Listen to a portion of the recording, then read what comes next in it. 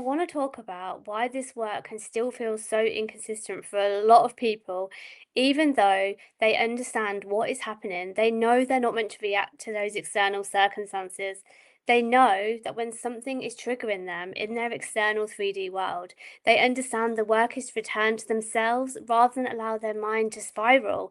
And usually, I know it's so annoying, but after it's happened, right afterwards, you know to yourself, I've stepped out of my state, I've stepped out of that identity. So mentally, you are understanding it, but in real life, you still keep seeing the same patterns showing up. Maybe you correct yourselves once or twice or a few times, and then just a few days later, you can see that you're back in the same reactions, the same checking, the same internal conversations, and the same external circumstances are just happening again and again on repeat. Trust me, I recognize this pattern because it was exactly how things played out for me for a long time. I could see the moment I was stepping out of the state, the moment I was stepping out of that identity. Sometimes I could see it almost immediately, but I genuinely believed at this point, before I knew more, that noticing it meant that I would be able to improve it and that I was actually improving it. But what I hadn't realized yet was that seeing it after the fact, it didn't stop the old position, the old identity from running the next moment when the same thing happened again. Because I would understand it, explain it to myself, journal it, write it down, and promise in a way that I would kind of do better next time. But the same reactions kept quietly repeating. And it doesn't always, well, for me, it didn't always have to feel dramatic or even chaotic. I just never felt fully stabilized in that identity position. And this is the work I focus on now, and I absolutely love it. Identity and self concept, and what actually allows the state to hold in real life. And I work with people who already understand the law of assumption, not beginners and not people who are even confused about what they want, but they can feel that even though they know so much information, even though intellectually they know so much, something keeps slipping under pressure, under external circumstances. And my role is not to add more knowledge and more concepts, but it's to correct where the identity is collapsing in the practice. This is where I see a lot of people start to turn on themselves because they start to think things like, if I can see it, why can't I hold on to it? Or why do I keep slipping back if I know what I'm doing and I have so much information and so much knowledge? And they tend to assume that the problem is discipline or commitment, or that somehow they're doing something wrong in their work and they're not doing something properly.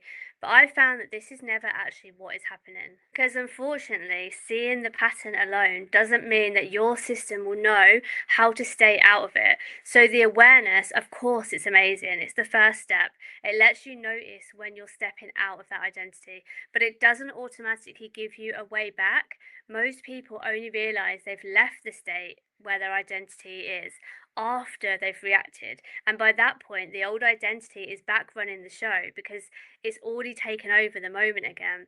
And this is why awareness, although it is helpful, it doesn't create the stability on its own. It gives you information, not the position. So without a trained return, awareness becomes like a running commentary in the background. So you can comment on the same patterns repeating, you can see them. Your system is recognizing what is happening for you, but it's still defaulting back to the old identity because the old identity will keep on appearing in a loop. Every time you're triggered, every time that pressure appears, every time the circumstances throw something at you. If you find yourself here, this is usually the point where people realize that knowing what is happening is not the same as having a reliable way back to that state. This is usually the point where people realize that knowing what is happening is not the same as having a reliable way back. So a roadmap how to get back to your new identity and how to stabilize in it. And that's why many of them will find themselves in their way into my free Skool community and the 8-day Neville challenge, not because they need more understanding, but because they need a place to practice returning consistently instead of analyzing the pattern after it's happened, after it's already taken place. People often say, well, once I notice that I've stepped out of that state, out of that new identity, I just return.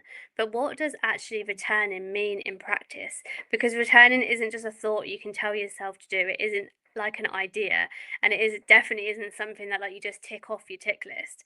But returning is something your system has to know how to do under pressure, because when there's that level of uncertainty, those external things that pop up, when something, or when you notice that something isn't moving in your reality as you expect, maybe someone else says something or does something unexpected. If your system hasn't practiced returning in those moments when things aren't running smoothly, this is when it will default to what it knows, thinking, analyzing, checking, replaying things, not because you're doing anything wrong, but because that's the identity that it's familiar with.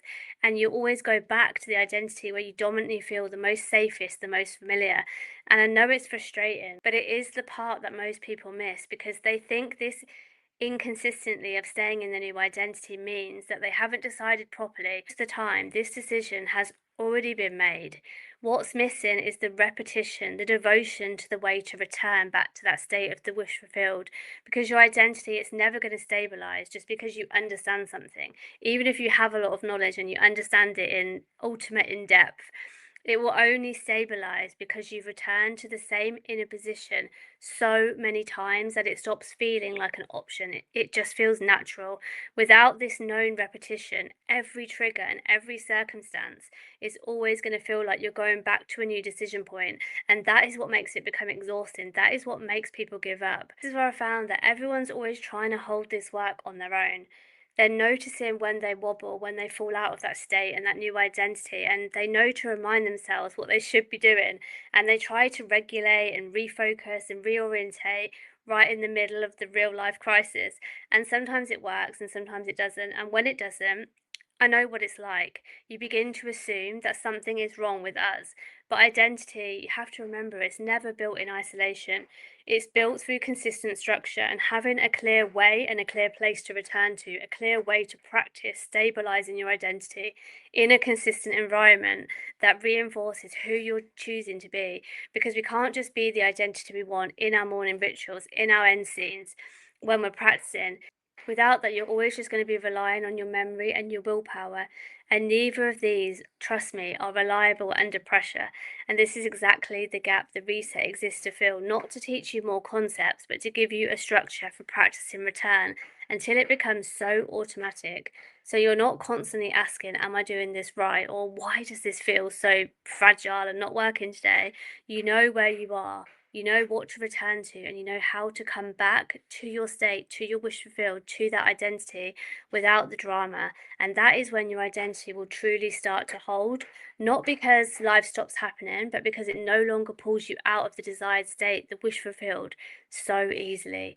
And if you want to experience this, come and join the Skool community where I teach you in my 8-day Neville series exactly how to return to this state. Because without knowing how to return, we need a proven like track system that shows us not just the knowledge, but actually how do we hold on to that state? Because the longer we can keep returning to the state that we want, the identity, the new identity we're forming, it's the repetition and the persistence that means it's going to stabilize. And the faster you can stabilize the identity, the faster you can quantum jump and the faster you can make your reality reflect who you are. And that's when you'll start to see the changes in the external circumstances, the changes in your reality, when you've learned to stabilize over and over again the identity you're becoming because you want to take action from that identity.